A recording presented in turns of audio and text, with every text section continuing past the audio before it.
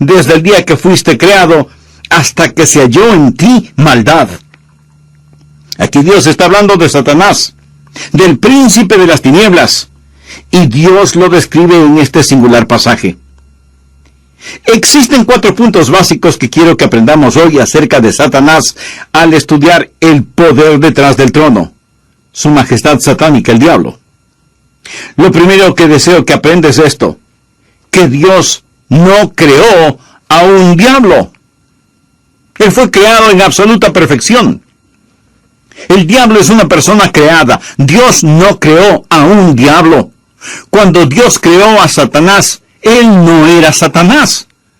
Cuando Dios lo creó, él era un querubín, él era un ángel. Él fue creado en absoluta perfección.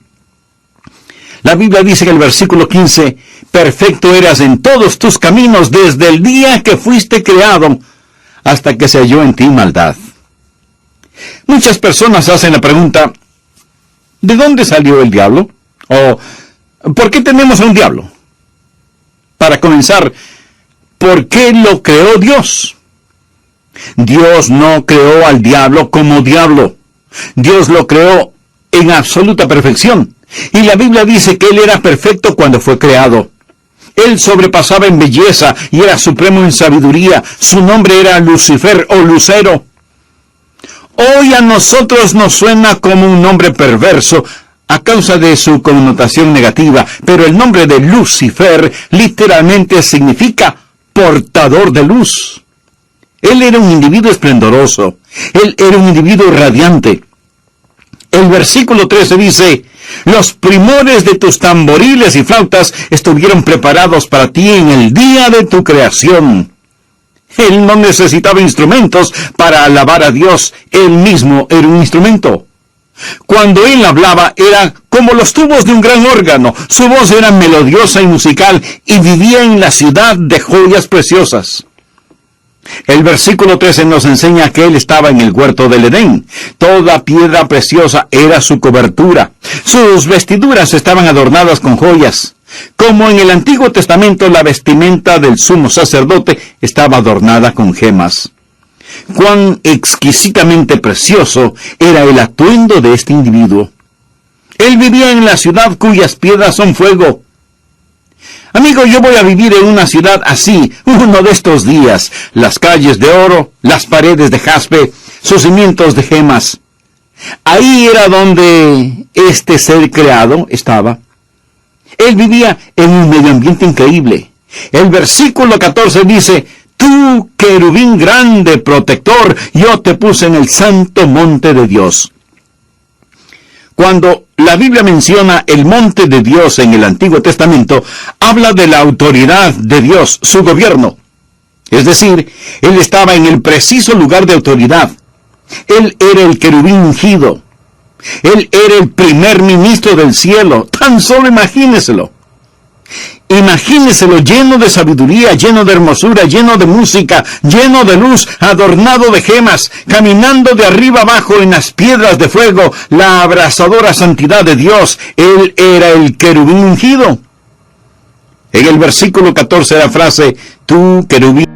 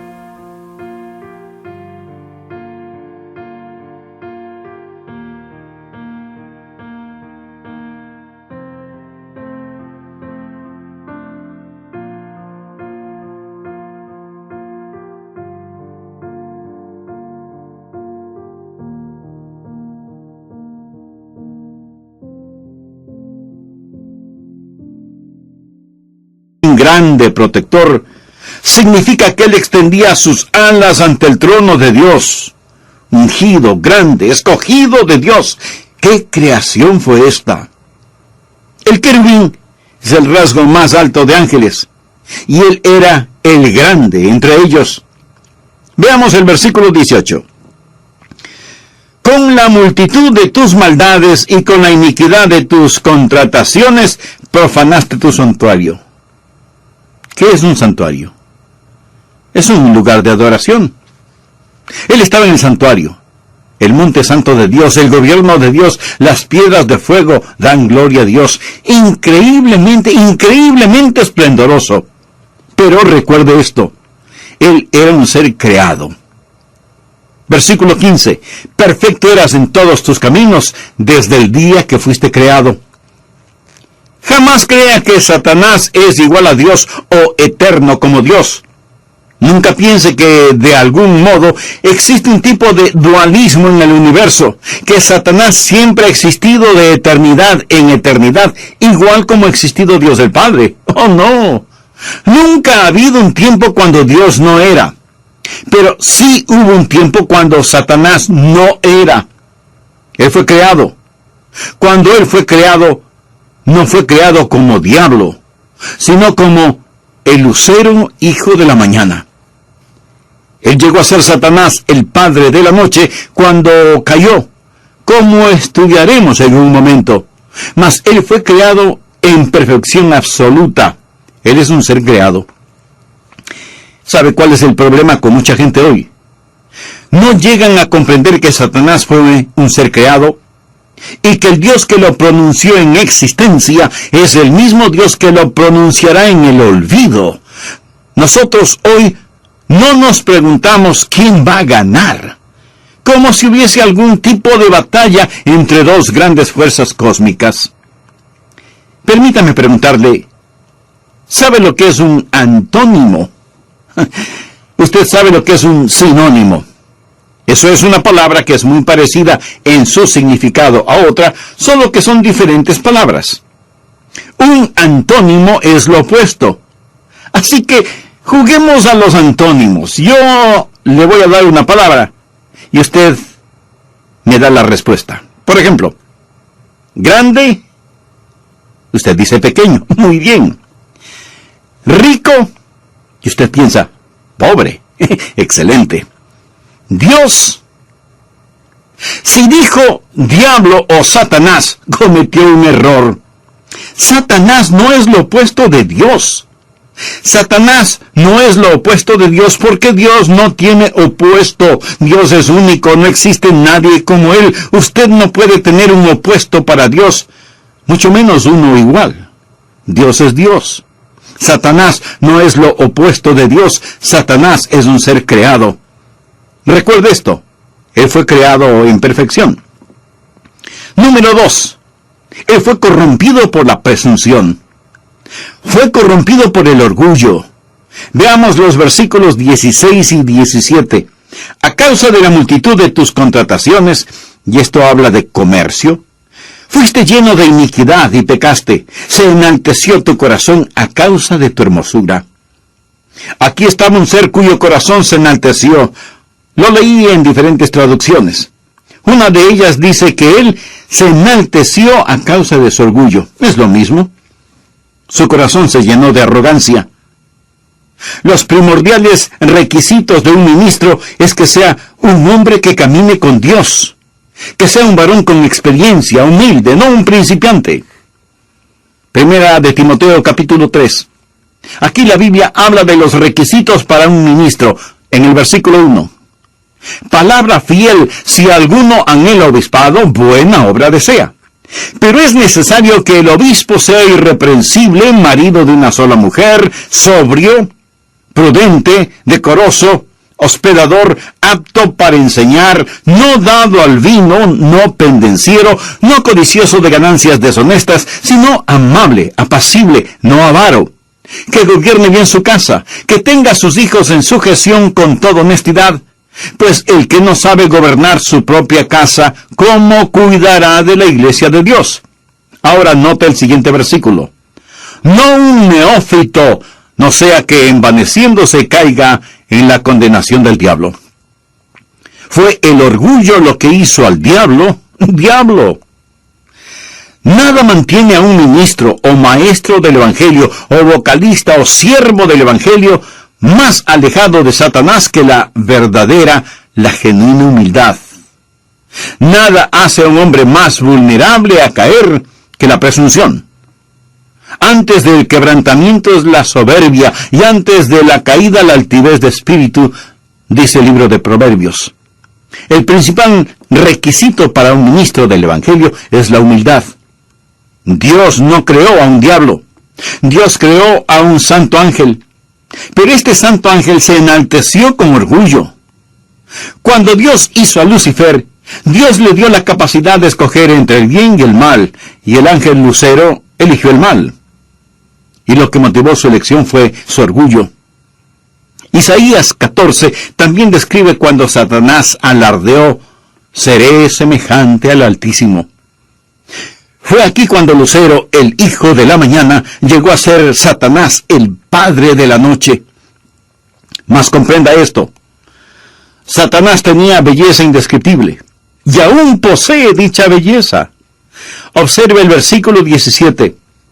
Se enalteció tu corazón a causa de tu hermosura, corrompiste tu sabiduría a causa de tu esplendor. Lea muy cuidadosamente, porque la implicación es que la belleza aún permanece y que la sabiduría aún continúa, pero lo que tiene ahora es una sabiduría corrompida y una belleza manchada. No lo pase por desapercibido. Satanás es aún sabio, pero su sabiduría es corrupta. Satanás es aún hermoso, pero su belleza está manchada. Si usted no escucha ninguna otra cosa de lo que comparto, espero que aprenda esto sobre Satanás. Satanás es brillantemente estúpido y grotescamente hermoso. Vale la pena notarlo. Él es brillantemente estúpido y grotescamente hermoso. No piense que porque Satanás ha pecado contra Dios, que él es un desquiciado en todo el sentido de la palabra. Él es brillantemente estúpido. Él es grotescamente hermoso. No busque un monstruo con piel roja, rabo, cuernos, escamas y un tridente tratando de ensartarle cuando usted se inclina.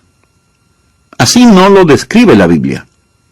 El diablo no es un monstruo repulsivo. Ese es solo su carácter. Pero esa no es su apariencia. Esta es su apariencia. Este es el camuflaje que él usa. Segunda de Corintios capítulo 11, versículos 14 y 15. Aquí el apóstol Pablo está hablando de algunos falsos maestros que estaban en el púlpito de su época, y luego advierte: y no es maravilla, porque el mismo Satanás se disfraza como ángel de luz. Un ángel de luz. Si Satanás entrara a su congregación hoy, ¿sabe qué es lo que dirían? ¡Ah! ¿No es hermoso? ¡Un ángel! ¡Hemos visto un ángel de luz! Y entonces el apóstol Pablo, con esa grandiosa lógica, añade en el versículo 15: así que no es extraño si también sus ministros se disfrazan como ministros de justicia, cuyo fin será conforme a sus obras. Él está hablando de ministros, los ministros de Satanás, y él enseña que se los puede encontrar en el púlpito.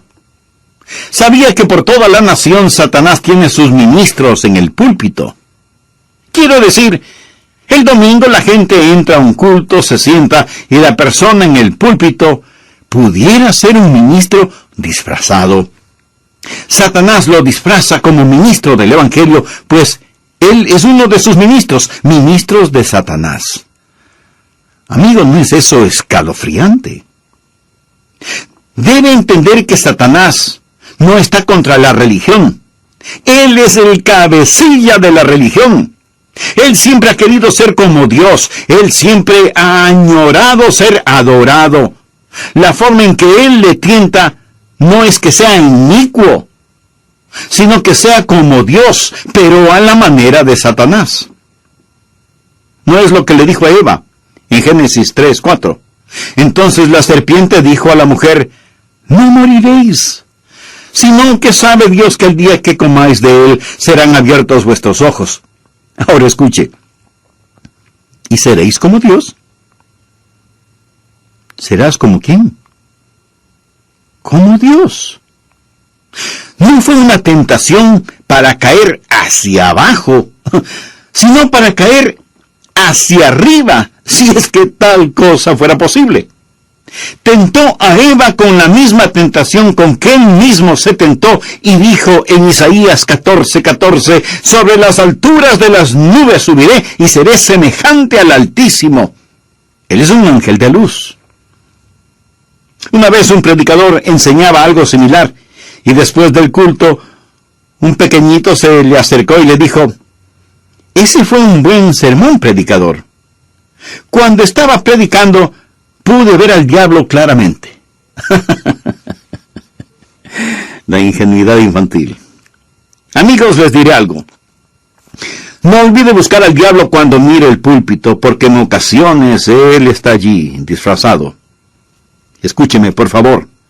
Y no es maravilla porque el mismo Satanás se disfraza como ángel de luz.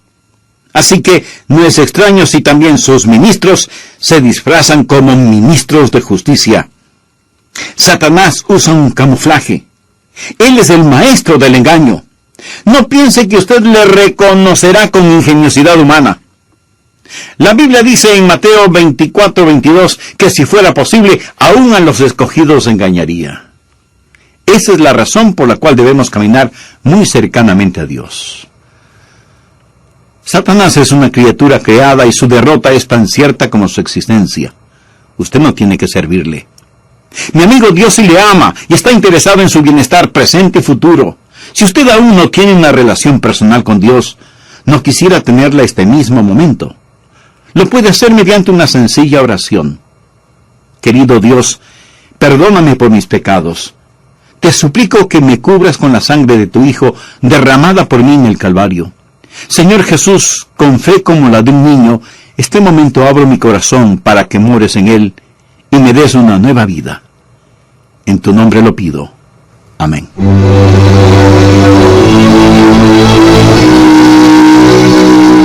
Nos alegraría tanto escuchar de usted. Háganos saber que nuestra programación le es de bendición. Escríbanos a El Amor que Vale, P.O. Box 38400, Memphis, Tennessee 38183, Estados Unidos. Ahora, apreciado amigo, apreciada amiga, si desea el mensaje completo, El Poder Detrás del Trono, en CD, para crecer en la fe y compartir la verdad de Dios con otros, este solo cuesta $6, incluyendo su envío. Puede remitir su cheque o money order en dólares mencionando El Poder Detrás del Trono a El Amor que Vale, P.O. Box 38400, Memphis, Tennessee 38183, Estados Unidos. O llámenos gratuitamente dentro de los Estados Unidos al 1-800-647-9400. Cuando llame al 1-800-647-9400, se le atenderá en español. El Poder Detrás del Trono es parte de la serie de 6 enseñanzas del pastor Adrian Rogers, Cómo tratar con Satanás. Hallará nuestra información y la serie Cómo tratar con Satanás en elamorquevale.org. Gracias por estar con nosotros hoy. Acompáñenos nuevamente en la próxima enseñanza del pastor Adrian Rogers, donde una vez más estudiaremos la palabra de Dios juntos para descubrir más acerca de su eterno amor, el amor que vale.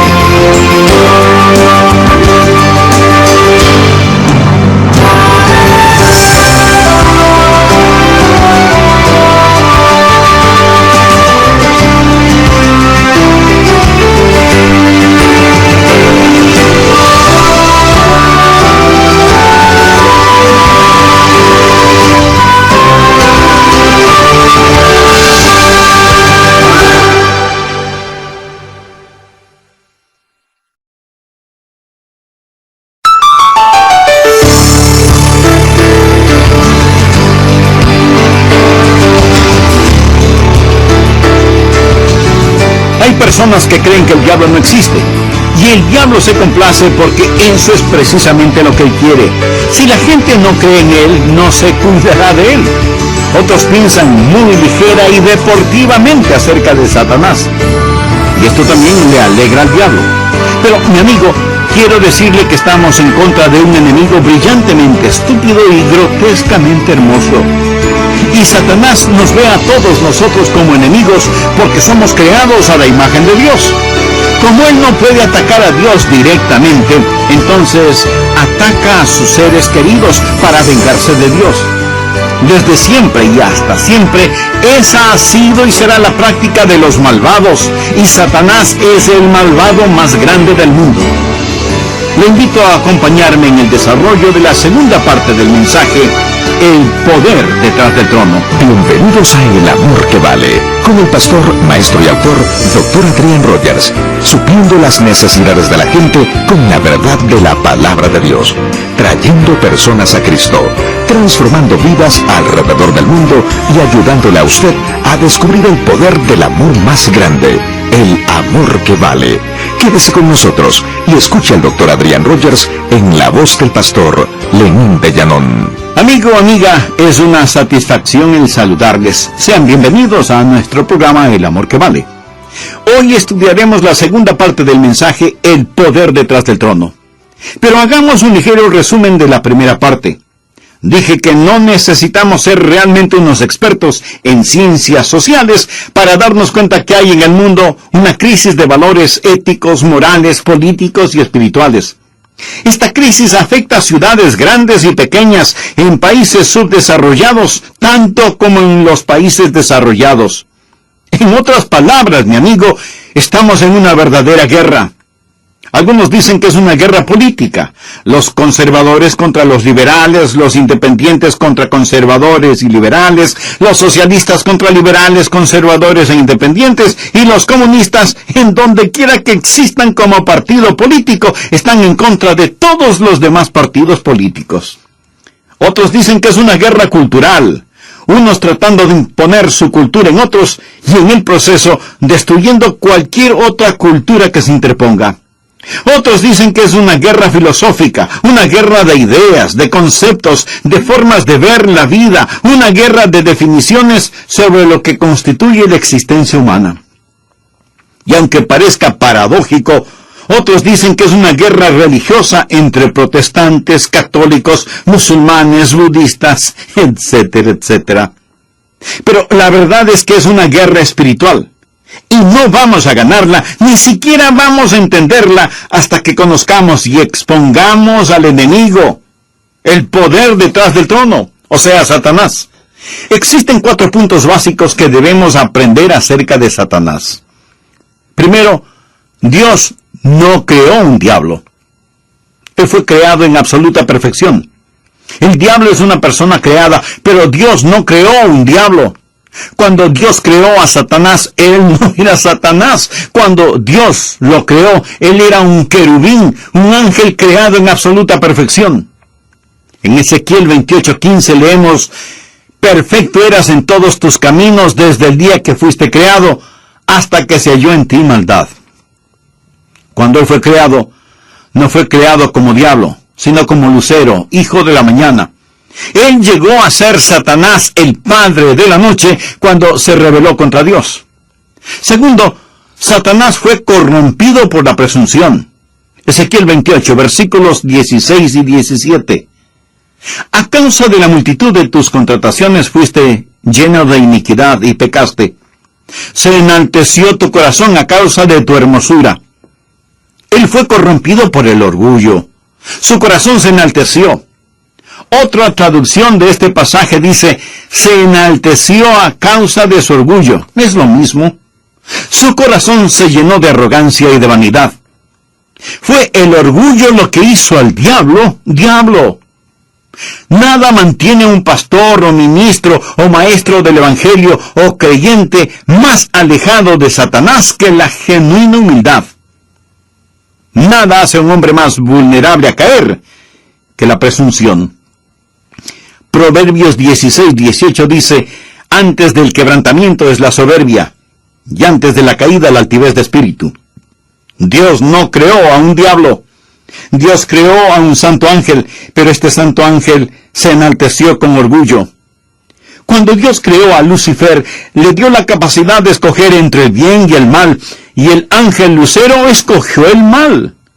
Y lo que motivó su elección fue su orgullo. Satanás es un maestro del engaño. No piense que usted le reconocerá con su ingeniosidad humana. No podrá hacerlo. La Biblia dice en Mateo 24:24 que si fuera posible, aún a los escogidos engañaría. Esa es la razón por la que debemos caminar muy cercanamente a Dios. Satanás siempre ha querido ser adorado. Y en las instituciones teológicas liberales, él está ahí.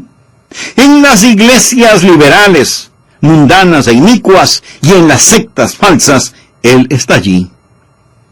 Y esto es lo que vamos a ver más y más en los últimos días. Primera de Timoteo capítulo 4, versículo 1. Pero el Espíritu dice claramente que en los postreros tiempos algunos apostatarán de la fe, escuchando a espíritus engañadores y a doctrinas de demonios. ¿Alguna vez usted ha visto a un hombre seducir a una mujer, o a una mujer que seduce a un hombre? Existe un espíritu seductivo, pero no es de seducción sexual. Ellos seducen teológicamente, escuchando a espíritus engañadores y a doctrinas de demonios. Escuche la escritura otra vez. Pero el Espíritu dice claramente que en los postreros tiempos algunos apostatarán de la fe, escuchando a espíritus engañadores y a doctrinas de demonios. Por lo tanto, ¿qué hemos dicho? Hemos dicho que Satanás fue creado en perfección, pero se corrompió por su orgullo. Él se enalteció a causa de su belleza y dijo: yo soy demasiado sabio, hermoso, grande y magnífico para ser menos que Dios. Tercero, Satanás continúa con poder. A veces tenemos la idea que él hoy no tiene ningún poder en este mundo.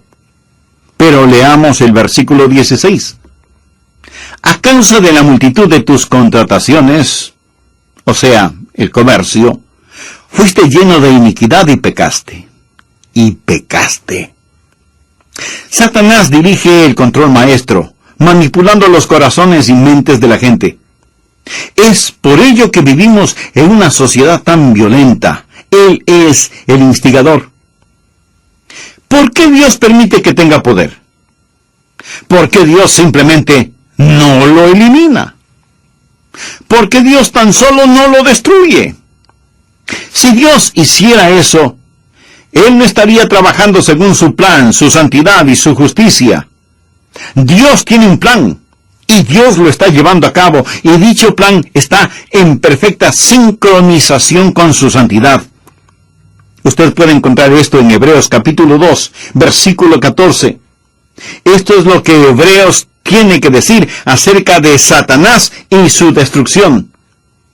Así que, por cuanto los hijos, está hablando de nosotros, llamándonos los hijos de Dios. Así que, por cuanto los hijos participaron de carne y sangre, esto es, que vivimos en la carne y sangre, o en un cuerpo, Él también, y aquí se refiere a Jesús, Él también participó de lo mismo. Es decir, que Jesús vino en carne y sangre, Dios se encarnó, Él tomó un cuerpo humano para destruir por medio de la muerte al que tenía el imperio de la muerte, esto es, al diablo. Alguien dirá: ¿por qué Dios simplemente no lo mata? Dios dice: no, yo pondré a mi Hijo en la cruz. ¿Por qué dice que Jesús participó de carne y sangre? Porque somos de carne y sangre, para que Jesús pudiera destruir por medio de la muerte al que tenía el imperio de la muerte, esto es, al diablo. Porque la paga del pecado es muerte, y somos pecadores, y la merecemos. Y Dios es santo y justo. Dios no puede pasar por alto el pecado. El pecado debe ser castigado. Y si Dios tan solo matara al diablo y nos llevara al cielo sin castigar el pecado, Dios dejaría de ser un Dios santo y justo. El dominio del hombre se perdió legalmente y se recobrará legalmente. Dios dijo, un hombre lo perdió y un hombre lo rescatará. El primer Adán lo perdió. El segundo Adán lo recuperará. Es por ello que Dios lo efectúa en concierto con su plan perfecto. Y la batalla que comenzó en el cielo se ganará aquí sobre la tierra. De hecho, ya fue ganada en el tenebroso Calvario, cuando Jesús sufrió, sangró y murió, y dijo, ahora el príncipe de este mundo será echado fuera. Cuando Jesús murió, le quebró la espina dorsal a Satanás. ¿Sabía que un día usted y yo tendremos parte en juzgar a Satanás? ¿Sabía que un día él tendrá que darnos cuentas? ¿Ha pensado en esto? ¿Sabe? Mucha gente se jacta y dice, yo no le tengo miedo al diablo. Esa no es la gran pregunta. La pregunta importante es, ¿le tiene el diablo miedo a usted? Él debe tenerle miedo. La Biblia nos enseña en 1 Corintios capítulo 6, versículos 5 y 6, que los creyentes no tenemos necesidad de ir a un juez, de llevar a corte a otro hermano. Pablo dice, ¿no son ustedes salvos? ¿No pueden arreglar los asuntos entre ustedes con hermanos creyentes? ¿No saben que uno de estos días vamos a juzgar a los ángeles? Nosotros vamos a juzgar ángeles. Pero Satanás continúa con poder sobre aquellos que no conocen al Señor. Recuerda cuando Jesús fue tentado por Satanás. El diablo le dijo, todo esto te daré si postrado me adorares. Lo encontrará en Lucas capítulo 4, verso 6. A ti te daré toda esta potestad y la gloria de ellos, porque a mí me ha sido entregada, y a quien quiero la doy. Si tú postrado me adorares, todos serán tuyos. ¿Qué es lo que le está diciendo? Él está diciendo, todo esto es mío, a mí se ha dado. ¿Cómo le fue entregado? A Adán se lo dio. Fueron dados a Adán cuando Dios creó a Adán y Eva. Dios les dijo, te he dado dominio. Adán y Eva le dieron el dominio a Satanás. Y Jesús nunca le dijo a Satanás, Satanás, no tienes ese dominio. Jesús sabía que legalmente ese dominio se había perdido y debía ser recuperado legalmente. Y Jesús sabía que él debía sufrir, derramar su sangre y morir sobre una cruz. Pero mientras tanto, para aquellos que rechazan lo que Jesús hizo en la cruz, aquellos que están en la ignorancia al respecto, o aquellos que se rebelan contra la cruz, ellos aún permanecen en las garras de Satanás. Uno de mis himnos favoritos, si no el himno favorito mío, es Castillo fuerte es nuestro Dios. ¡Qué gran cántico es ese himno! Grandioso en música y teología. Hay una estrofa donde Martín Lutero habla de Satanás y dice, acósanos, Satán, por armas deja ver astucia y gran poder, cual él no hay en la tierra. Y esto es tan cierto. No piense ligeramente acerca de Satanás.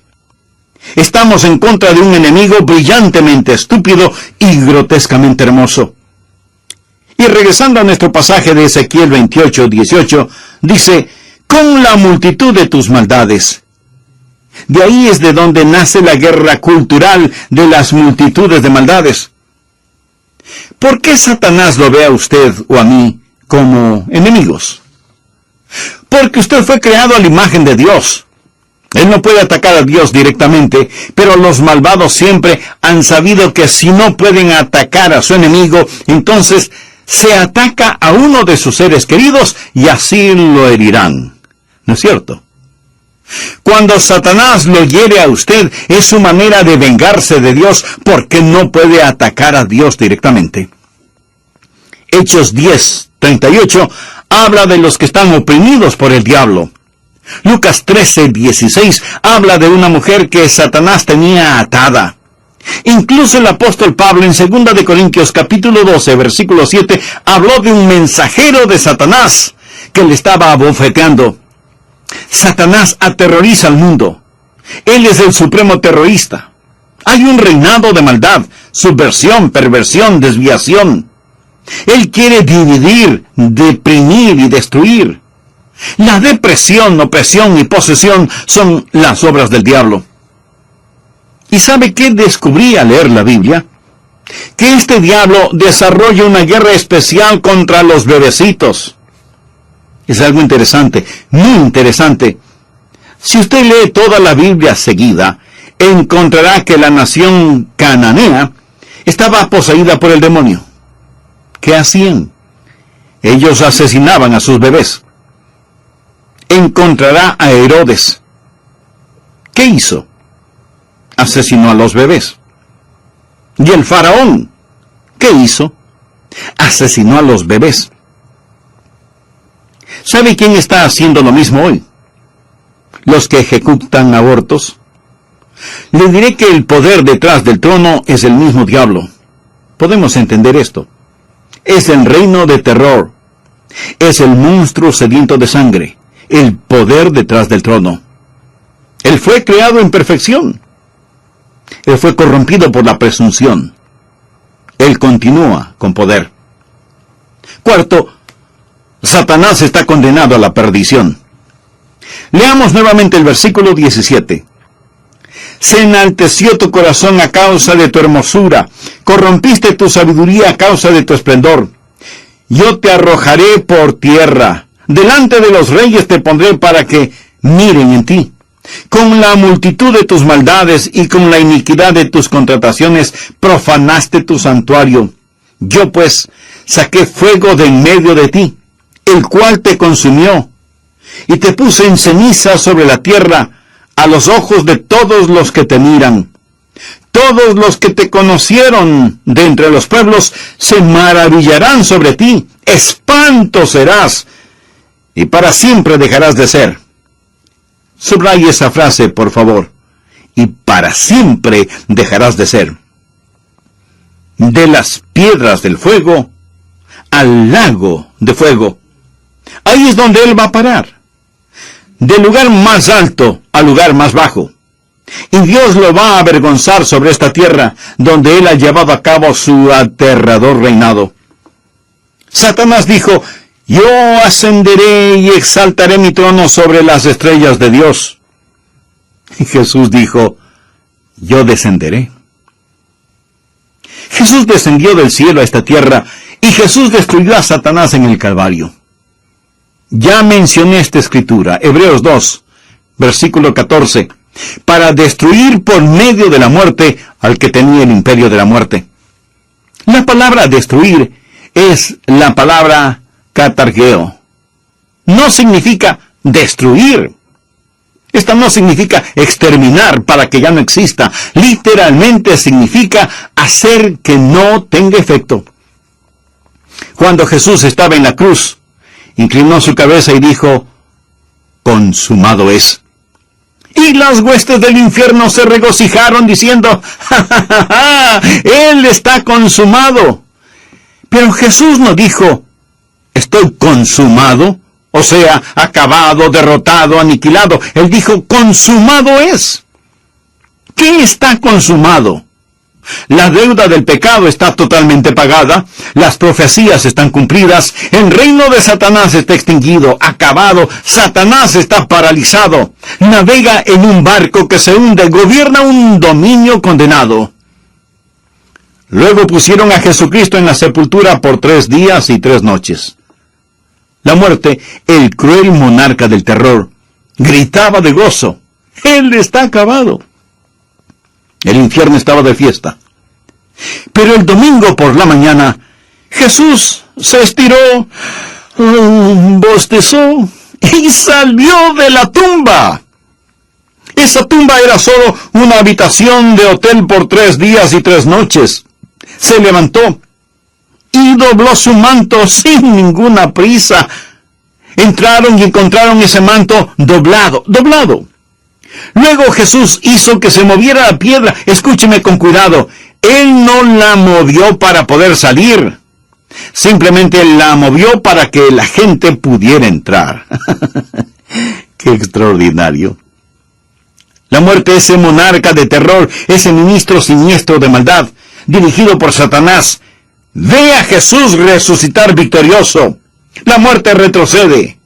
La muerte tiene las llaves en su mano, la corona sobre su cabeza. Jesús baja a la muerte del trono.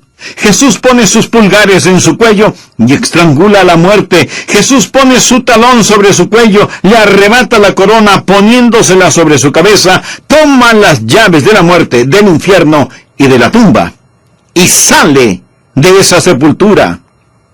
Amigo, eso está consumado. Satanás está acabado. La muerte y el infierno han sido vencidos por medio de la muerte de Jesús en la cruz, para destruir por medio de la muerte al que tenía el imperio de la muerte, esto es, al diablo. Satanás está destinado para el infierno. Permítame decirle que el infierno no fue creado para usted, fue creado para el diablo y sus ángeles.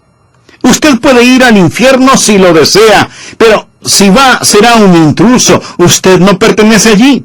El infierno fue creado para el diablo y sus ángeles. Dios lo hizo a usted para sí mismo. Dios lo hizo para que le conociera, amara y adorara. Nunca piense que Dios hizo a alguien para que fuera a parar al infierno. Y cuando Jesús regrese, seremos hechos tal y como Él es. ¿Está preparado para una buena noticia? ¿Está listo? Si entrega su corazón a Cristo, si se salva, en la resurrección, cuando usted resucite en la semejanza de Jesucristo, Dios lo va a transformar. Dios le otorgará a usted una posición. ¿Me está escuchando? Una posición mayor que la de Satanás antes de su caída. Recuerde cómo describimos a Satanás. Usted en la resurrección no será hecho mejor que Satanás. Usted será hecho semejante a Jesús. Existen dos categorías de personas en el mundo de hoy. Aquellos que dicen como Satanás dijo a Dios, no tu voluntad, mas la mía sea hecha. Y los que sinceramente, como Jesús, dicen, no mi voluntad, Padre, mas la tuya sea hecha. Amigos, no tiene sentido seguir a un perdedor. Entregue su corazón a Jesús ahora mismo. Arrepiéntase de sus pecados y recíbalo por fe. Jesús transformará su vida. Nos alegraría tanto escuchar de usted. Háganos saber que nuestra programación le es de bendición. Escríbanos a El Amor que Vale, P.O. Box 38400, Memphis, Tennessee 38183, Estados Unidos. Ahora, apreciado amigo, apreciada amiga, si desea el mensaje completo, El poder detrás del trono, en CD, para crecer en la fe y compartir la verdad de Dios con otros, este solo cuesta $6, incluyendo su envío. Puede remitir su cheque o money order en dólares mencionando El poder detrás del trono a El Amor que Vale, P.O. Box 38400, Memphis, Tennessee 38183, Estados Unidos. O llámenos gratuitamente dentro de los Estados Unidos al 1-800-647-9400. Cuando llame al 1-800-647-9400, se le atenderá en español. El poder detrás del trono es parte de la serie de 6 enseñanzas del pastor Adrian Rogers, Cómo tratar con Satanás. Hallará nuestra información y la serie Cómo tratar con Satanás en elamorquevale.org. Ha sido un placer estar con ustedes hoy. Le esperamos para el próximo mensaje, cuando continuaremos escudriñando aún más con el pastor Adrian Rogers las ricas verdades del amor de Dios, el amor que vale.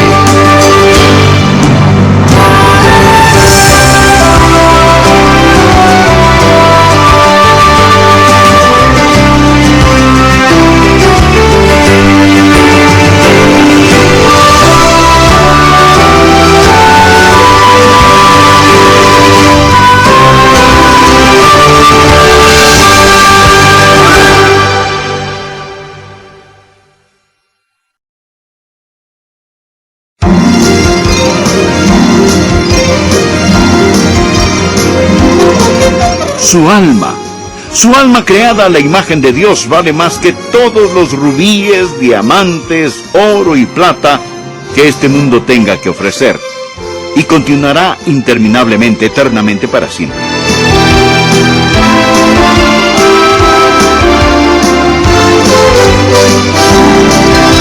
Hola y bienvenidos a El Amor que Vale, con el profesor y pastor Dr. Adrián Rogers, en la voz del pastor Lenín de Llanón. Soy Milton de los Santos y les presento El Amor que Vale. Una vez escuché una historia sobre un par de ladrones que entraron en un almacén. Luego de robar lo que tenían planificado, decidieron divertirse cambiando los precios de los artículos que estaban en venta.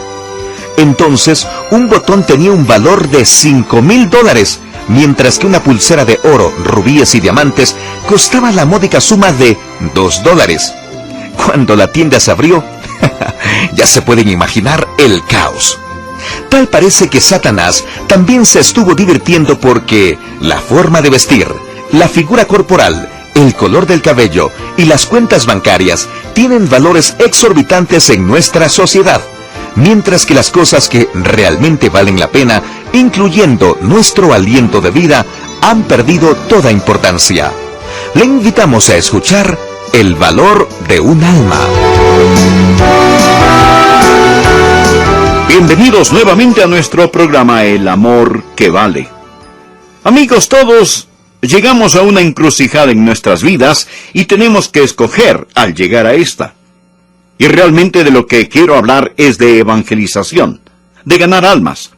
Hoy quiero hablarle acerca de su alma, porque su alma es de valor infinito. Cuando Dios lo creó, Él lo creó a su imagen. Y usted no puede dejar de existir tal y como Dios mismo no podría dejar de existir.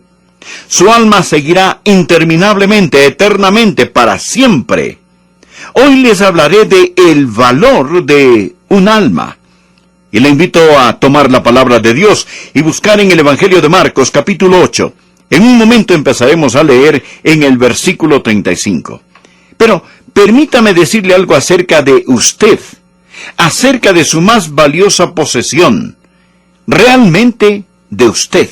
Su alma humana es de infinito valor. Su alma estará en alguna parte en existencia cuando este mundo se convierta en polvo. Su alma creada a la imagen de Dios vale más que todos los rubíes, diamantes, oro y plata que este mundo tenga que ofrecer, y continuará interminablemente, eternamente para siempre. Su cuerpo puede morir y puede disolverse, pero su alma, entrelazada inseparablemente a su espíritu, nunca jamás dejará de existir. Su alma humana no puede dejar de existir tal y como Dios mismo no podría dejar de existir, porque usted es creado a su imagen. Usted no tiene un alma, usted es un alma. Usted vive en un cuerpo. La Biblia llama a nuestro cuerpo una morada terrestre. En 2 de Corintios capítulo 5, versículo 1. Dios dijo algo acerca de usted cuando Él lo hizo, que no dijo acerca del resto de la creación. Y Él lo creó todo. Pero esto es lo que Él dijo de usted. Él dijo que Él lo creó a su imagen. Y eso es lo que hace al hombre único, distinto a todas las otras criaturas y de todo el resto de su creación. Usted tiene un alma, usted vive en un cuerpo. El problema con muchos de nosotros es que mimamos el cuerpo y descuidamos el alma. Pero suponga que hay un muchacho que se enamora de una muchacha y él no sabe cómo pedirle que se casen. Así que él piensa que si le da un anillo de compromiso, ella entenderá. Así que lleva ese anillo bellamente envuelto, y dentro de la envoltura va la caja de terciopelo forrada en su interior de raso, y el precioso anillo de compromiso está allí. Él se lo da a su novia, a su enamorada, y le dice: mira esto y dime qué piensas. Así que regresa después esperando que ella le diga sí. Y él le pregunta: ¿y qué pensaste acerca de mi regalito? Oh, le respondió ella, es hermoso, me fascina. Y ella saca la cajita. Ella dice: Mira qué hermosa caja, mira la bisagra, nota el brochecito que tiene, toca la suavidad del terciopelo y mira cuán suave es el forro, mire ese raso.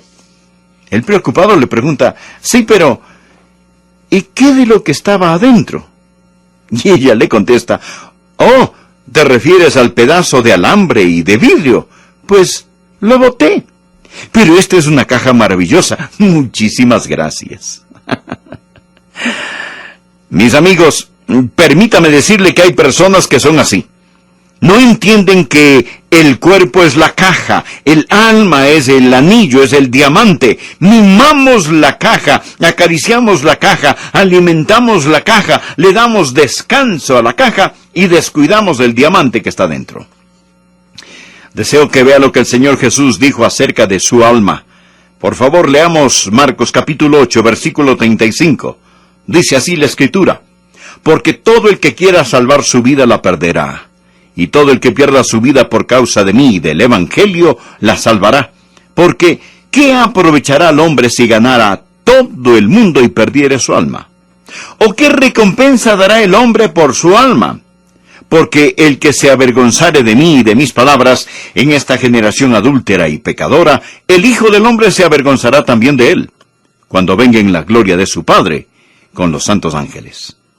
Jesús está diciendo, aquí tiene una lastimosa y mala propuesta. Si un hombre trata de intercambiar su alma por todo este mundo, esa es una mala propuesta. Deseo que piense primero acerca del tesoro fabuloso. El tesoro fabuloso, es decir, su alma humana. ¿Qué hace que un alma tenga tanto valor? ¿Le gustaría saber cuánto vale usted? ¿Quiere saber por qué un alma vale más que todas las acciones, los bonos, los edificios, las bienes raíces, las escuelas y las industrias puestas juntas? Su propia alma vale más que todos los rubíes, diamantes y gemas. Su alma vale más que todas las estrellas en el universo. Su alma. ¿Quién creó su alma? Verá, el creador de algo añade a su valor. ¿Quién creó el alma humana? La Biblia nos dice en Génesis capítulo 2, versículo 7, que Dios sopló en su nariz aliento de vida y fue el hombre un alma viviente. Y Efesios capítulo 2 nos dice, somos hechura suya. Ahora usted es la hechura más importante del trabajo del Dios omnipotente. Picasso pintaba, y sus obras se venderían por millones de dólares debido a la creatividad de Picasso. He estado en el Museo del Louvre en París para ver la Mona Lisa, famoso cuadro, y muy francamente, no me impresionó mucho, pero evidentemente vale tanto debido a quien la pintó. Usted es la hechura del Dios omnipotente. Usted es la obra extraordinaria del ingenio creativo de Dios. Usted es la última obra maestra creativa del Dios omnipotente. Somos su hechura, su creatividad. Piense en sí mismo, amigo. Usted ha sido hecho a mano por Dios. Eso es lo que hace que su alma valga tanto. Permítame decirle la segunda cosa. No solo la creatividad que ha sido puesta en su alma, sino la potencialidad que está en su alma. Verá, una cosa vale no solo por lo que es, sino también por lo que puede ser. Usted un día puede ser transformado a semejanza de Jesucristo. ¿Lo cree? Un día usted puede llegar a ser como Jesucristo. Ese es el potencial que existe en usted. Sentado en su asiento hay 3 personas. No una, sino 3 personas. La persona que usted es ahora, la persona que puede llegar a ser si continúa yendo en la misma dirección, que va hasta finalmente acabar en el infierno, y la persona que usted podría ser si entrega su corazón a Jesucristo y le permite que le transforme por su gracia gloriosa. Este es el potencial que hay en un alma humana. Ahora no quiero que solo pensemos acerca de este fabuloso tesoro, su alma, sino también quiero que pensemos acerca de una transacción fatua, tonta, inservible. Por favor, leamos el versículo 36. Porque, ¿qué aprovechará el hombre si ganare todo el mundo y perdiere su alma? ¿O qué recompensa dará el hombre por su alma? Note, esta es una transacción fatua, tonta. Jesús el Maestro es quien habla. Él está hablando acerca de un hombre que apuesta su alma con la vana esperanza de ganarse el mundo. Usted no puede ganarse el mundo. Y si se lo ganara, usted no puede dejárselo. Y voy a decirle algo más. Si usted pudiera ganárselo, y si usted pudiera dejárselo, nunca le satisfacería. Nunca le satisfacería. Es por eso que es tan pésima esa oferta. Usted fue hecho para Dios. Dios lo creó para que le conociera, le amara y le agradara a Él. Ni los placeres ni las posesiones pueden satisfacer. La filosofía no puede satisfacer. Dios lo creó para Él. Dios creó al pájaro para volar en el cielo. Dios creó al pez para nadar en el mar. Dios le creó a usted para que le conociera y le amara. Por lo tanto, su elemento es Dios. Y si no lo conoce, usted va a estar como una clavija redonda en un agujero cuadrado. O va a ser como un pez en un árbol, o como un pájaro bajo el agua. Dios lo creó para Él. En Él vivimos, nos movemos y tenemos nuestro ser. Este mundo no puede satisfacerlo. No piense que un día podrá salirse del infierno y entrar al cielo. No. Ya que existe un gran abismo y estará allí cuando usted esté en el día del juicio. Y será demasiado tarde cuando usted esté ante el juicio y esté suplicando por misericordia, porque no habrá misericordia allí. Si usted quiere misericordia, usted puede obtenerla, pero debe recibirla en esta vida. La Biblia dice, está establecido para los hombres que mueran una sola vez, y después de esto, el juicio. Y usted estará de pie ante Dios, y el ángel registrador estará allí. Y usted no tendrá a Jesús ni tendrá la salvación. Sus pecados no serán perdonados. Y ese ángel dirá, ¿qué escribo? Con un corazón destrozado, Dios dirá, escribe, perdido, para siempre, sin esperanza.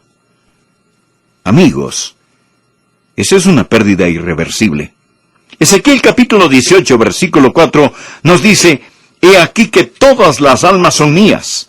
Como el alma del Padre, así el alma del Hijo es mía. El alma que pecare, esa morirá.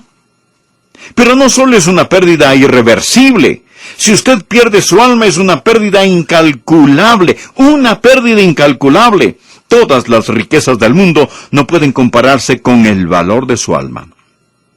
Además, es una pérdida irreemplazable. Si usted pierde otras cosas, puede reemplazarlas. Hemos perdido cosas y las hemos reemplazado. Pero usted no puede reemplazar su alma. No existe ni sustituto ni reemplazo para su alma. Jesús dijo, porque ¿qué aprovechará el hombre si ganare todo el mundo y perdiere su alma? Pensemos. Usted no puede ganarse el mundo. Y si pudiera ganarlo, no podría dejárselo. Si pudiera ganárselo y dejárselo, no le satisfacería. Y luego le pregunta, ¿por qué cambiaría su alma de valor incalculable por las cosas de este mundo? Porque es una pérdida inexcusable. Usted no tiene que perder su alma. Es absoluta, totalmente inexcusable. Me contaron que 3 hombres estaban en un restaurante. Uno era creyente. Los otros 2 hombres eran incrédulos. Los 2 incrédulos empezaron a discutir.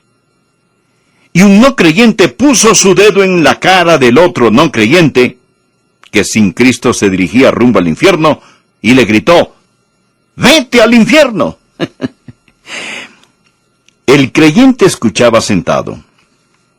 Él se inclinó hacia el hombre al que se le dijo que se fuera al infierno, y le afirmó, escuche, mi amigo, he estado leyendo las instrucciones. Usted no tiene que ir si no quiere. usted no tiene que ir.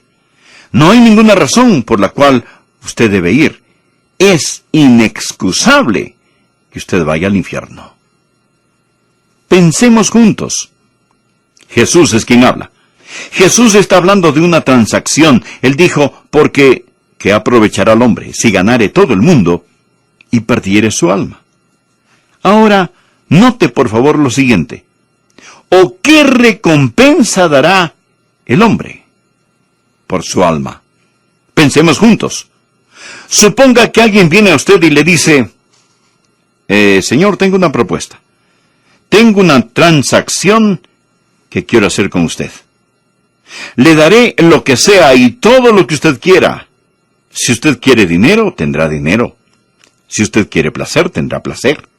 Si usted quiere influencia, prestigio, poder, los tendrá. Pero a cambio quiero algo de usted. Claro, usted contesta, muy bien. ¿Y qué es lo que debo hacer?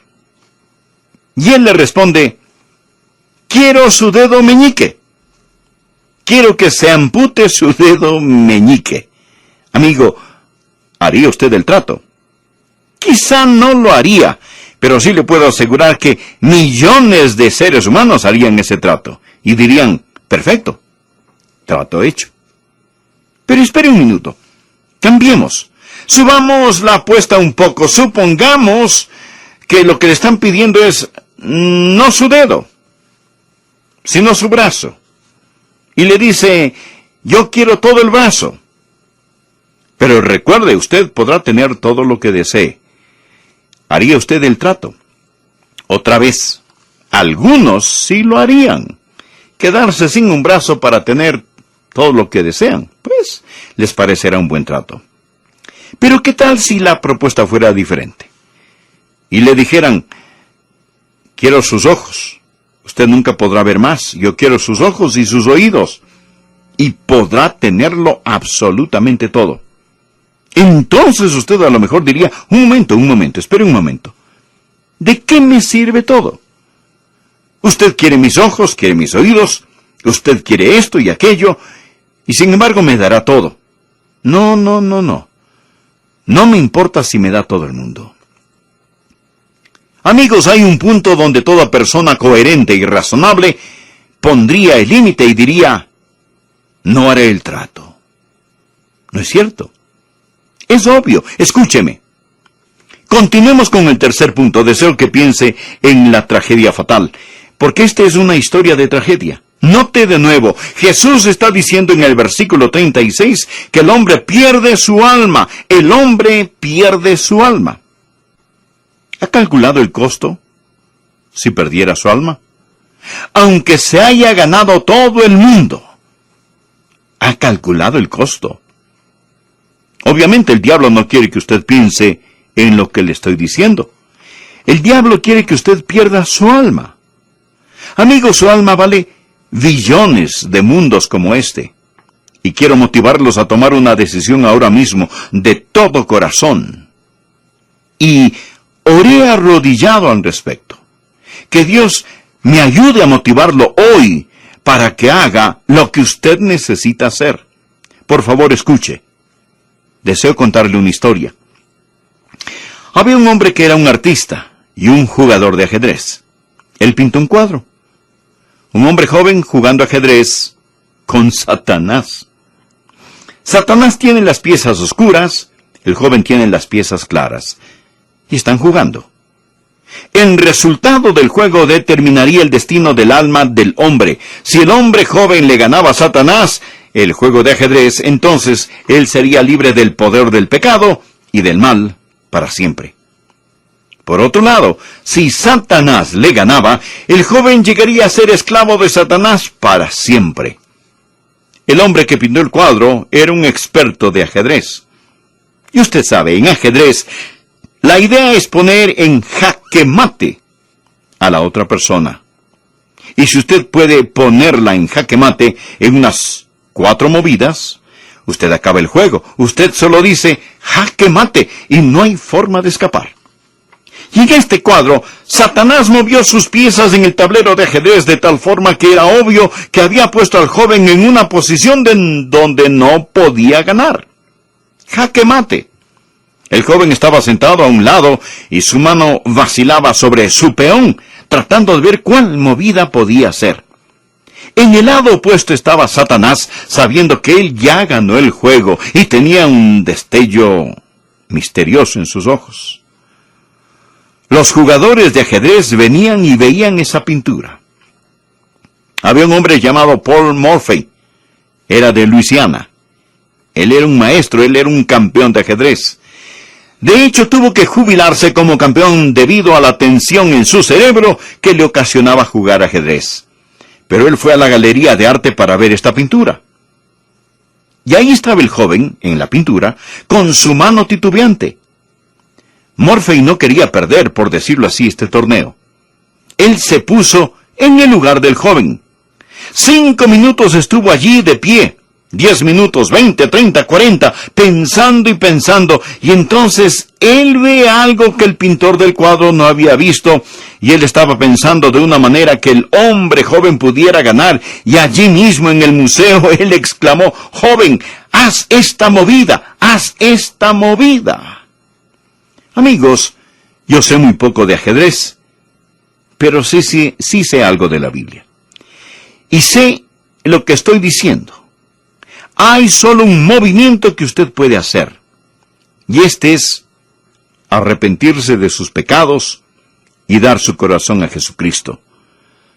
Amigos, si yo tuviera 1000 almas, daría cada una de ellas a Jesús. Porque he leído las instrucciones. Usted no tiene que ir al infierno.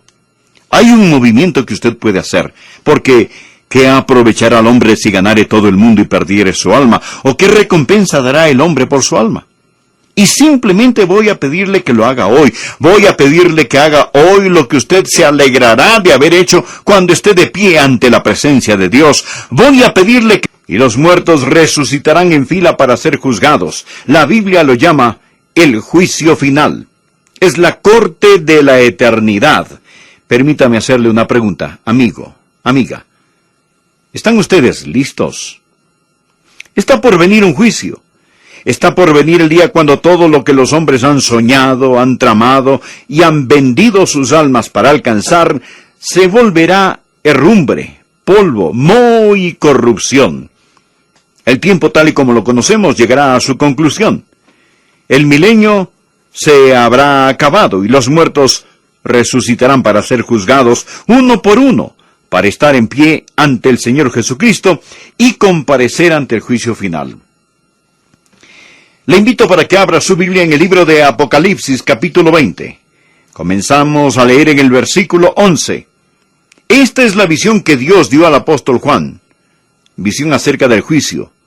Y esto es lo que él vio al mirar el futuro, dice así la Escritura. Y vi un gran trono blanco, y al que estaba sentado en él, de delante del cual huyeron la tierra y el cielo, y ningún lugar se encontró para ellos. Y vi a los muertos grandes y pequeños, de pie ante Dios. Y vi los libros abiertos, y otro libro fue abierto, el cual es el libro de la vida. Y fueron juzgados los muertos por las cosas que estaban escritas en los libros, según sus obras. Y el mar entregó los muertos que había en él. Y la muerte y el Hades entregaron los muertos que había en ellos, y fueron juzgados cada uno según sus obras. Y la muerte y el Hades fueron lanzados al lago de fuego. Esta es la muerte segunda. Y el que no se halló inscrito en el libro de la vida, fue lanzado al lago de fuego. Amigos, esta es la palabra de Dios, totalmente verdadera, totalmente inspirada, y es el mensaje de Dios para esta generación. El mensaje es este: hay un juicio en camino. Uno de estos días usted va a estar de pie ante Dios omnipotente y usted va a ser juzgado porque hay un juicio venidero. Por lo tanto, 4 cosas deseo poner ante usted acerca de este juicio. Primeramente, al abrir la Biblia quiero que veamos lo que llamaré la escena descrita. En el versículo 11 Juan describe: y vi un gran trono blanco y al que estaba sentado en él, de delante del cual huyeron la tierra y el cielo. ¡Qué escena! Estamos hablando de un juicio. Note la sala del tribunal. Hay una tarima, hay un banco, un trono, y es grande y es blanco. La grandeza habla del poder de éste. La blancura habla de la pureza de éste. La palabra trono habla del propósito de éste, porque hay un soberano que está sentado en el gran trono blanco. Y espero que usted nunca tenga que comparecer allí. Jesucristo será el juez. No su opinión de usted mismo, ni de algún amigo, ni de su mamá, ni de su papá. ¿Quién es este juez? El mismo Señor Jesucristo. A Jesús se le describe en la Biblia como un cordero, pero también como un león. Jesús, en la Biblia, es juez y salvador. Usted va a enfrentarlo o como un cordero o como un león. Va a enfrentarlo o como juez o como salvador. Pero se lo prometo, estará ante Jesucristo. Usted tiene una cita con Jesucristo. Él es la persona inevitable, ineludible en su vida, le guste o no lo guste. Usted pudo haberlo maldecido, se pudo haber burlado de él, pudo haberlo ignorado, debatido, pero un día, se lo prometo bajo la autoridad de la palabra de Dios, que usted va a encontrarse cara a cara con Jesucristo. Bien, ya vimos la descripción de Jesucristo en el libro de Apocalipsis. Esto está casi al final del libro, pero permítame mostrarle cómo se le describe en los primeros capítulos del libro, al que se sienta sobre el trono. Y entonces usted va a entender por qué Él es tan imponente, tan aterrador, que incluso los cielos y la tierra huyen de su presencia. Apocalipsis capítulo 1, empezando por favor en el versículo 13, el apóstol Juan tiene una visión. Él ve a Cristo exaltado, y esto es lo que él escribió. Y en medio de los 7 candeleros, a uno semejante al Hijo del Hombre, vestido de una ropa que llegaba hasta los pies, y ceñido por el pecho con un cinto de oro. Su cabeza y sus cabellos eran blancos como blanca lana, como nieve, sus ojos como llama de fuego, y sus pies semejantes al bronce bruñido, refulgentes como en un horno, y su voz como estruendo de muchas aguas. Tenía en su diestra 7 estrellas. De su boca salía una espada aguda de 2 filos, y su rostro era como el sol cuando resplandece en su fuerza. Ese, mi amigo, es el que se sienta sobre el trono. Él viste las túnicas reales de un rey y de un juez. Su pelo, blanco como la lana, habla de su pureza absoluta. Sus ojos como llamas de fuego significan no solo lo que él ve, sino lo que él ve a través de usted. Él conoce todo acerca de usted. La Biblia dice, y no hay cosa creada que no sea manifiesta en su presencia. Antes bien, todas las cosas están desnudas y abiertas a los ojos de aquel a quien tenemos que dar cuenta. Él no puede ser engañado, ni desacreditado, ni se puede discutir con él. Sus pies son como bronce fino. Bronce en la Biblia es un símbolo de juicio. Él va a juzgar implacablemente. Él es imparable. Su voz es como estruendo de muchas aguas. Cuando habla es como si uno escuchara el rugir de 100 cataratas. Todo en lo que el hombre ha dependido desaparecerá. Nos perturbamos si la tierra tiembla o hay un terremoto. Decimos, es un sentimiento raro. Estoy acostumbrado a que la tierra esté sólida. Amigo, no habrá nada sólido. La tierra, los cielos huirán. Adán huyó para esconderse de Dios entre los árboles del huerto. No habrá ningún huerto donde esconderse. Esto es lo primero que quiero que vea, y grábeselo en su corazón, amigo, porque esto no es ficción. Dice la palabra, y vi un gran trono blanco, y al que estaba sentado en él, de delante del cual huyeron la tierra y el cielo. Lo segundo que quiero que usted vea, no solo deseo que vea la escena descrita, sino también la entrega de la citación, porque Dios va a mandar una citación para reunir a aquellos que serán juzgados. Miren los versículos 12 y 13. El apóstol Juan dijo, y vi a los muertos grandes y pequeños de pie ante Dios, y los libros fueron abiertos. Ahora, adelantémonos al versículo 13. Y el mar entregó los muertos que había en él, y la muerte y el Hades entregaron los muertos que había en ellos y fueron juzgados. Subraye eso, por favor. Cuando Dios mande sus citaciones, Él no tiene que conseguir una extra de cosas dignas de azotes, será azotado poco, porque a todo aquel a quien se haya dado mucho, mucho se le demandará. Usted está escuchando la palabra de Dios. Usted ha escuchado que Jesús salva. Usted oirá a alguien con las lágrimas en sus ojos rogarle, implorarle que usted venga a los pies de Jesús. Amigos, y aquellos que nunca escucharon van a comparecer y ser juzgados. ¿Qué le va a pasar a usted? ¿Qué le va a pasar a usted? A usted que conocía la voluntad de su amo y no la hizo. Note cuándo da la citación y los lugares de los que serán llamados. Él continúa. Y la muerte y el Hades entregarán los muertos que había en ellos. La muerte tiene el cuerpo. Cuando su cuerpo muere, la muerte viene por su cuerpo y lo lleva a la tumba para que se desintegre. Pero hay una parte de usted que no va a la tumba. Va a un lugar llamado el infierno. Es una traducción de la palabra griega Hades. Es el lugar de los muertos antes del juicio final. Ellos van a esperar allí el juicio. Usted dirá, Pastor, espere un minuto, por favor. ¿Por qué, si ya están en el infierno, por qué los sacan del infierno para juzgarlos? Ese no es el lago de fuego. Es el Hades. Ellos van a ser lanzados al lago de fuego. Y se preguntará, ¿pero cuál es la diferencia? Bueno, suponga que alguien comete un crimen y es acusado por el gran jurado. Él es tan peligroso que el juez no permite fianza. Así que lo meten a la cárcel del condado hasta que sea juzgado. Luego se le saca de esa cárcel, se le juzga y se le manda a la penitenciaría. El lago de fuego es la penitenciaría eterna. Pero por ahora la muerte tiene el cuerpo y el infierno tiene el alma. Ahí es donde van las personas que han muerto sin Cristo. Su cuerpo está en la tumba, su alma detenida en el infierno, esperando el juicio final. Ahora pasemos a la tercera cosa. Los secretos expuestos. Por favor, mire Apocalipsis capítulo 20, versículos 13, de nuevo. Y vi a los muertos grandes y pequeños de pie ante Dios, y los libros fueron abiertos, y otro libro fue abierto, el cual es el libro de la vida, y fueron juzgados los muertos por las cosas que estaban escritas en los libros, según sus obras.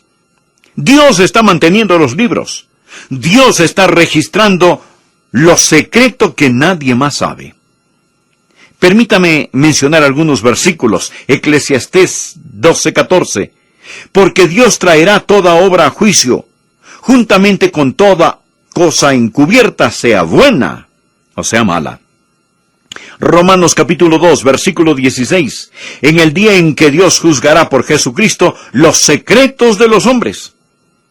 Verá, existen cosas confidenciales, cosas que nadie sabe, cosas que su madre y su padre no saben, cosas que su esposo o esposa no saben, cosas que sus hijos no saben, cosas quizás que usted mismo ha olvidado, tratando de sacar de su conciencia, pensando que quizás el estatuto de limitaciones los borrará todos.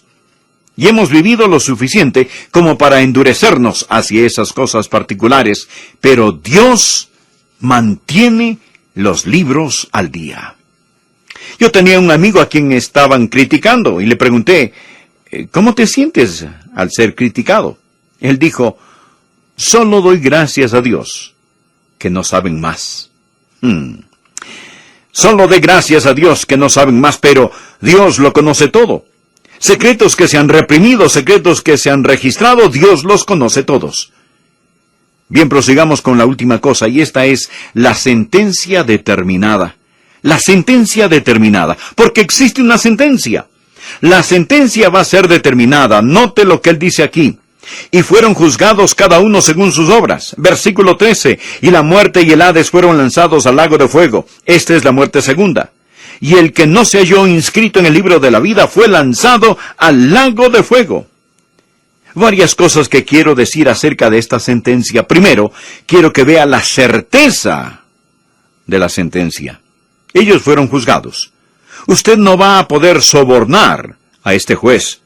Ningún abogado mañoso, ninguna persona astuta podrá sacarlo de este lío. Dios jura por sí mismo que usted será juzgado. Permítame darle una de las escrituras más aterradoras en la Biblia. Romanos 14, versículos 11 y 12. Porque escrito está: vivo yo, dice el Señor, que ante mí se doblará toda rodilla y toda lengua confesará a Dios, de manera que cada uno de nosotros dará cuenta a Dios por sí mismo. Dios jura por sí mismo que usted va a ser juzgado, pero no solo piense en la certeza de esto, sino en la severidad de la sentencia. La Biblia dice que ellos van a ser juzgados según sus obras. Ahora usted no se salva por obras, se salva por medio de la gracia, pero es juzgado por sus obras. Usted será juzgado por sus obras. Eso significa que no habrá misericordia. Amigos, ¿me están escuchando? No piensen erróneamente que cuando mueran estarán ante Dios y apelarán a la misericordia de la corte, porque no habrá misericordia. Mas, si quiere misericordia, usted puede obtenerla. Si quiere perdón, usted puede obtenerlo. Si quiere gracia, se le ofrece libremente, pero debe obtenerla en este día y en este tiempo.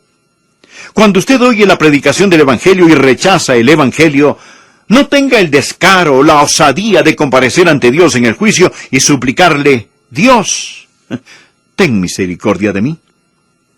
Permítame darle otra cita. Hebreos 10, versículos 28 al 31. El que viola la ley de Moisés, por el testimonio de 2 o 3 testigos, mueren irremisiblemente. ¿Cuánto mayor castigo pensáis que merecerá el que pisoteare al Hijo de Dios y tuviere por inmunda la sangre del pacto en la cual fue santificado, e hiciere afrenta al Espíritu de gracia? Pues conocemos al que dijo: mía es la venganza, yo daré el pago, dice el Señor. Y otra vez, el Señor juzgará a su pueblo. Horrenda cosa es caer en manos del Dios vivo. Lo que él está diciendo es esto: si aquellos que desprecian la ley mosaica del Antiguo Testamento serán juzgados sin misericordia, ¿de cuánto mayor castigo, más severo castigo será digno aquel que ha hecho esto? El que ha ridiculizado a Jesús, ha pisoteado bajo sus pies la preciosa sangre de Jesucristo, que ha despreciado al Espíritu de gracia. ¿Me escucha? Le estoy predicando acerca del Señor Jesucristo. El Espíritu Santo de Dios está hablándole a su corazón, y usted, después de este mensaje, estará o bajo la sangre de Cristo, recibiendo el perdón de sus pecados, o sobre la sangre de Cristo, pisoteando la sangre de Jesús bajo sus pies. Y cuando usted hace eso, si usted dice: yo no quiero a Dios, no quiero a Cristo, no quiero ser salvo, no quiero el Espíritu Santo, usted desprecia al Espíritu de gracia y no llegará al juicio, y ahí sí suplicará por misericordia, y no le servirá de nada. La Biblia dice: está establecido para los hombres que mueran una sola vez y después de esto el juicio. Allí no habla nada de misericordia. Usted va a ser juzgado según sus obras. Todo juicio tiene 3 partes. Primero se presenta la evidencia. Los libros se abren. ¿Y cuál es la evidencia? Sus obras. Toda mentira, toda maldición, todo robo, toda cana que le sacó a su padre, toda arruga que puso en la frente de su padre, toda infidelidad. Luego sus pensamientos. Dios anotó la lujuria como adulterio, Dios anotó el odio como asesinato, y después su influencia. No solo lo que usted hizo, sino aquellos que influenció y guió a hacer el mal. Y posteriormente su falla en no hacer lo bueno. Al que sabe hacer lo bueno y no lo hace, le es pecado. La gran luz que usted tenía y la rechazó. Todas esas serán las evidencias que se presentarán en su contra. Una montaña sucia, apestosa de pecados. Pecados que ha olvidado, pecados que están allí. La evidencia se presentará contra usted y luego usted tiene la oportunidad de presentar su defensa. Ahora piénselo. Usted presenta su defensa. ¿Cuál será su defensa? Ahora mismo suponga que la hora del juicio final ha llegado y usted comparece ante el Señor. ¿Cuál será su defensa? Es decir, allí está usted ante Jesucristo. Usted lo ha ignorado, lo ha maldecido, lo ha abandonado, le ha dado la espalda a Él. ¿Qué le dirá? Oh, Sé lo que usted probablemente le dirá. Espera un minuto, señor, espera un minuto. Yo no sabía a cuál iglesia unirme. Había tantas iglesias. La iglesia bautista, la iglesia presbiteriana, la iglesia de Dios, la pentecostal, la iglesia de Cristo, la episcopal, las independientes. Así que yo no sabía a cuál iglesia asistir, de cuál hacerme miembro. Y Cristo le dirá, yo no te dije que creyeras en la iglesia. Yo te dije, cree en el Señor Jesucristo y serás salvo. Amigo, ¿me está escuchando? Los fuegos del juicio de Dios cayeron sobre Jesús en el Calvario, y ahí es donde es mejor que usted esté firme de pie, porque el fuego no puede pasar por donde el fuego ya pasó. Él es quien murió por usted. Él le ama, Él invita y quiere que usted se entregue a Él hoy. ¿Por qué no hace conmigo esta sencilla oración? Amado Dios, quiero hacer las paces contigo fuera de corte. Vengo a donde el fuego ya pasó, vengo a Jesús, vengo a la cruz. Entrego mi corazón por medio de la fe en Jesucristo. Señor, confío en ti. Creo que eres el Hijo de Dios. Y el diluvio, pero meditamos muy poco en lo que pasó para que estos acontecimientos se dieran. Hoy el Dr. Adrian Rogers nos dará un claro cuadro de cómo fueron los días de Noé. Saludos amigos, en el nombre del Señor Jesucristo. Bienvenidos a El Amor que Vale. A veces nos preguntamos cómo serán los últimos días. Bueno, no tenemos que adivinar. Nuestro Señor Jesucristo nos dijo, como fue en los días de Noé, así será cuando Jesús regrese. ¿Cómo fueron los días de Noé? Aquí existe algo asombroso. Y si usted toma la Biblia y estudia los días de Noé antes del diluvio y pone esos días paralelos a los días en que estamos viviendo, usted llegará a creer que Jesús, sin duda, debe estar muy cerca a su segunda venida. Le invito a abrir su Biblia en Génesis, el primer capítulo, o más bien los primeros capítulos. Y seleccionaremos algunos versículos de estos capítulos que muestran cómo eran los días de Noé. Y luego vamos a aplicar los días de Noé a nuestros días y entenderemos por qué estos tiempos están listos para el regreso del Señor Jesucristo. He escogido de estos capítulos 7 marcas de los días de Noé. ¿Cómo eran los días de Noé? ¿Y cómo se comparan a los días en que nosotros vivimos? La primera de estas 7 señales o marcas es, los días de Noé eran días de filosofía secular. Eran días de filosofía secular. Génesis capítulo 6, versículos 5 y 6 dicen, y vio Jehová que la maldad de los hombres era mucha en la tierra. Ahora, escuche la próxima frase. Y que todo designio de los pensamientos del corazón de ellos era de continuo solamente el mal, y se arrepintió Jehová de haber hecho hombre en la tierra, y le dolió en su corazón. El Dr. John Philip dice que la palabra designio viene de la raíz hebrea que quiere decir moldear, formar, como un alfarero. De hecho, ellos estaban tratando de moldear la sociedad por medio de la filosofía. El Dr. Phillips comenta, los hombres formaron filosofías malévolas, apoyaron causas asquerosas, pusieron de moda pecados detestables y se esforzaron para ajustar la sociedad a su molde. Hoy las filosofías de la nueva era son una epidemia. Tenemos algunos en púlpitos que fueron fundados por creyentes bíblicos, mas hoy se han apartado de la fe. Ahora enseñan doctrinas extrañas, negando la Biblia. Se mofan de la expiación de la sangre de Jesucristo y no reconocen el señorío de Jesucristo. El secularismo ha invadido las artes, ha invadido la ciencia, ha invadido la filosofía, ha invadido la educación, y nuestros días son tan parecidos a los días de Noé. La segunda marca de los días de Noé, no solo la filosofía secular, sino el progreso científico. Quizá usted piensa que en los días de Noé no fueron días de progreso científico, pero en esos tiempos se alcanzó el cénit en el conocimiento y en los logros. Se cree que estos fueron tiempos sin progreso científico, pero piense acerca de cómo Dios mandó a Noé a que construyera el arca. Esa arca era un milagro de la ingeniería. Tenía 137 metros de largo, tenía 46 metros de ancho y 14 metros de alto. Era un barco de 3 niveles. Los oceanógrafos y marineros nos dicen que se construyó con la misma proporción y tamaño de muchos transatlánticos modernos. Ese barco tuvo que ser construido con las especificaciones y el diseño lo suficientemente fuertes para resistir la tormenta más grande que la historia ha registrado. Y esa nave pasó por esa aterradora tormenta. Así que sí, eran tiempos de avance tecnológico. ¿Y cómo son nuestros días? En nuestra vida hemos visto a los hombres caminar en la luna. Hemos empujado más allá las fronteras de la ciencia. Hemos perdido toda la habilidad para ser sorprendidos.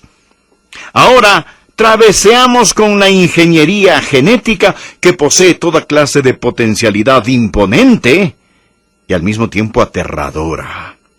Los científicos tratan de alterar y manipular la genética del hombre. La tercera marca en los días de Noé es que eran días de plagas sociales. Ellos no habían alcanzado la utopía. No habían tomado este conocimiento científico y lo habían convertido en algo bueno. Note en Génesis capítulo 6, empezando en el versículo 11, que dice: «Y se corrompió la tierra delante de Dios, y estaba la tierra llena de violencia. Y miró Dios la tierra, y he aquí que estaba corrompida, porque toda carne había corrompido su camino sobre la tierra.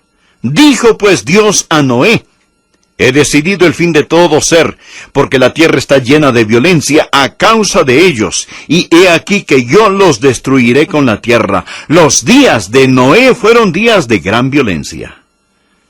Amigos, vivimos en una época donde hay guerras pequeñas y grandes, rebeliones y levantamientos por todas partes, secuestros, guerrillas, sobreabundancia de asesinatos innecesarios y ataques.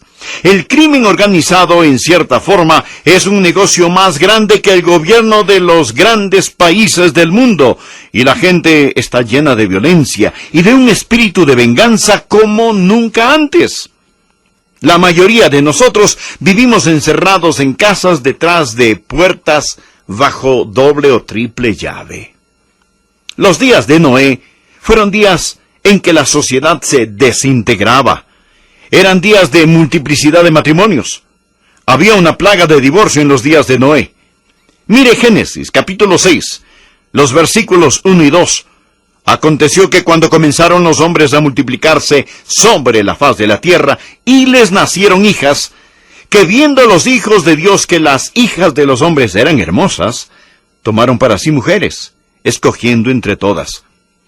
Los comentaristas de la Biblia nos dicen que cuando Jesús dijo que se casaban y se daban en casamiento, no hablaban del matrimonio normal, o sea, un hombre con una mujer hasta que la muerte los separe, sino de multiplicidad de esposas. Sabemos que un hombre llamado Lamec fue quien introdujo la poligamia en la sociedad. En Génesis capítulo 4, versículo 19 leemos: «Y Lamec tomó para sí 2 mujeres.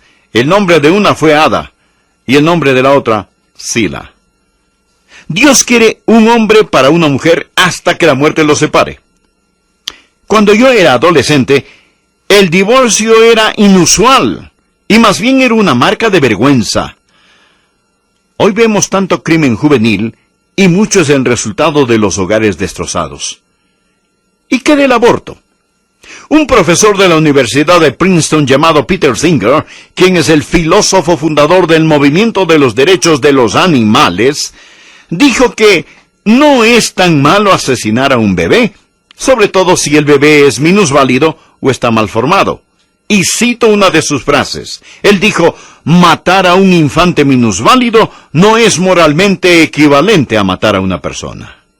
¿Qué le parece? Escuché a un profesor de bioética del Centro Universitario para los Valores Humanos de la Universidad de Princeton. Él dijo lo siguiente: «La vida de un bebé recién nacido es de menor valor que la vida de un cerdo, un perro o un chimpancé». Mis amigos, estas cosas se dicen con toda seriedad. La cuarta marca. Los días de Noé eran días de perversión sexual.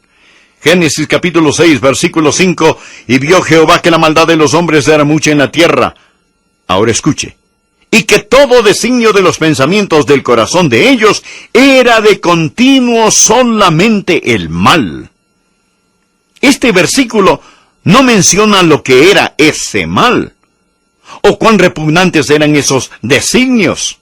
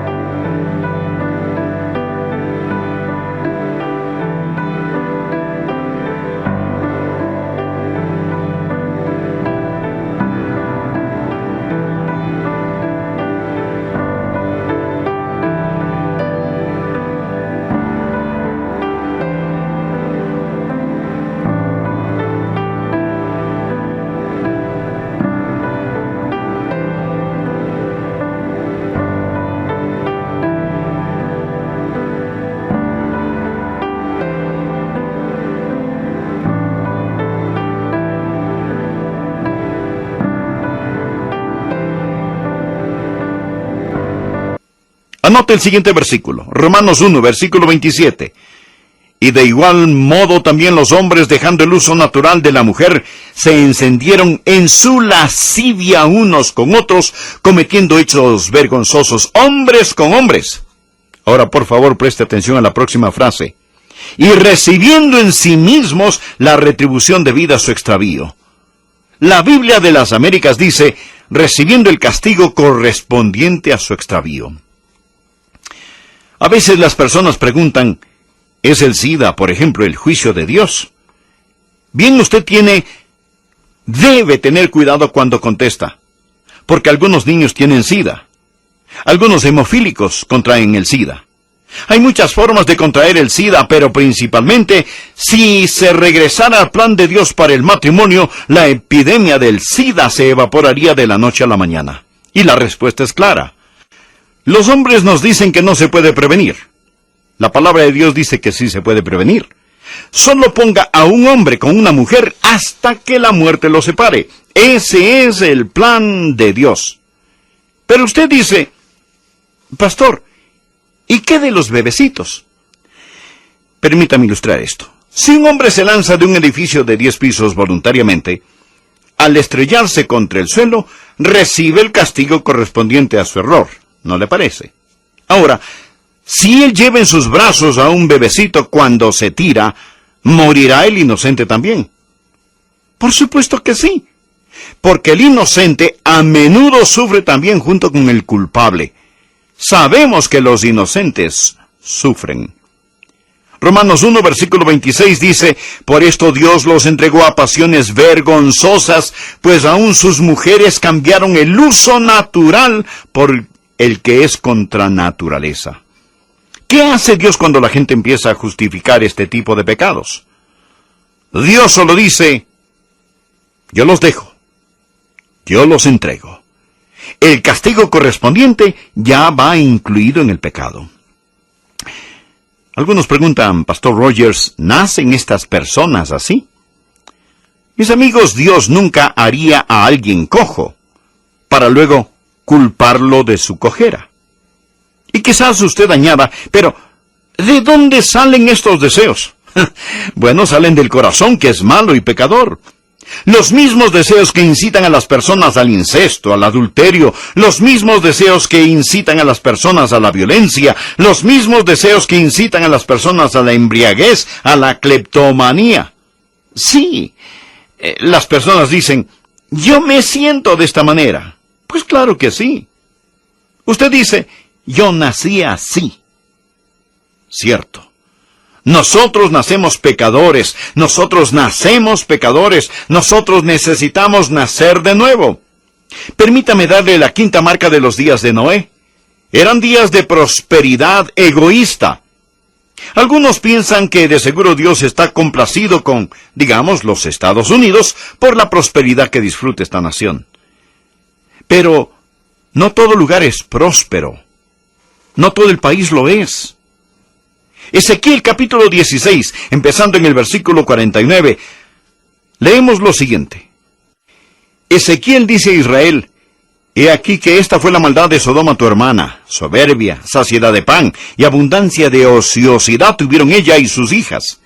Y no fortaleció la mano del afligido y del menesteroso, y se llenaron de soberbia e hicieron abominación delante de mí, y cuando lo vi, las quité. Ahora note cómo describe a Sodoma. Ellos eran orgullosos, es decir, del pecado que solían esconderse, ahora se jactaban. Y no solo el orgullo, sino también saciedad de pan. Tenían más de lo que necesitaban, y abundancia de ociosidad. Tenían una semana de trabajo muy corta, con costos, y necesitaban trabajar en Sodoma. ¿Qué le parece? Me imagino que dos hombres de Sodoma caminan por la calle, y uno le dice al otro: Dios enseña que el estilo de vida de Sodoma es depravado y repugnante. ¿Crees que Dios va a juzgarnos por la forma en que estamos viviendo? Oh, no, no pienso que nos vaya a juzgar. Mira cuán prósperos somos. Ciertamente, Dios nos está sonriendo. La Biblia enseña que fue en el cénit, en el pináculo de su prosperidad, cuando el fuego y el azufre cayeron, y Dios dejó a Sodoma en ruinas humeantes. Pedro nos dice, poniéndolas de ejemplo a los que habían de vivir impíamente. Ahora, permítame darle la sexta marca de los días de Noé. ¿Cómo eran los días de Noé? Aquellos eran días de predicación solemne. Dios nunca envía juicio sin dar primero una advertencia. En Génesis capítulo 6, versículo 13 dijo: Dios a Noé: he decidido el fin de todo ser, porque la tierra está llena de violencia a causa de ellos, y he aquí yo los destruiré con la tierra. Dios, antes de enviar juicio, siempre envía advertencia. Noé no solo construyó el arca, él predicó. Pedro capítulo 2, versículo 5 nos dice: y si no perdonó al mundo antiguo, sino que guardó a Noé. Ahora escuche esta próxima frase: pregonero de justicia. La predicación de este ministro en aquellos días no penetró sus corazones. ¿Por qué? Pues ellos estaban comiendo, bebiendo, casándose y dándose en casamiento, y se vieron adinerados, sus posesiones se incrementaron y no tenían necesidad de nada. Amigos, nuestra generación ha sido advertida. Ha habido tanta predicación fiel, y los últimos días, que van a ser marcados por predicación solemne, ya están aquí. Noé era un predicador de justicia. Y Dios me envió aquí para advertirle a usted que los días, como los de Noé, están aquí. La última de estas 7 señales es que eran días de pánico súbito. Pánico súbito precisamente cuando todo parecía ir de maravilla. Mas Génesis capítulo 6, versículo 17 dice: y he aquí que yo traigo un diluvio de agua sobre la tierra para destruir toda carne. Amigos, yo no sé realmente cómo fue ese día. Quizá fue un día claro y soleado. Quizá el viento tomó fuerza y empezó a gemir como himno fúnebre por la tierra. De repente la tierra se estremeció, y las puertas del cielo se abrieron, y empezó a vertir grandes diluvios, y aquellos que se burlaban de Noé empezaron a preguntarse: ¿pero qué es esto? Hay indicación que antes del diluvio no había llovido sobre la tierra. Génesis 2 dice que esta era regada por un vapor que subía de la tierra. Amigos, les estoy predicando de la palabra de Dios. Se lo digo. Existe un arca de seguridad, su nombre es Jesús, y si usted viene a Él y pone su fe en Él, le prometo bajo la autoridad de la palabra de Dios, que Él le cambiará. Él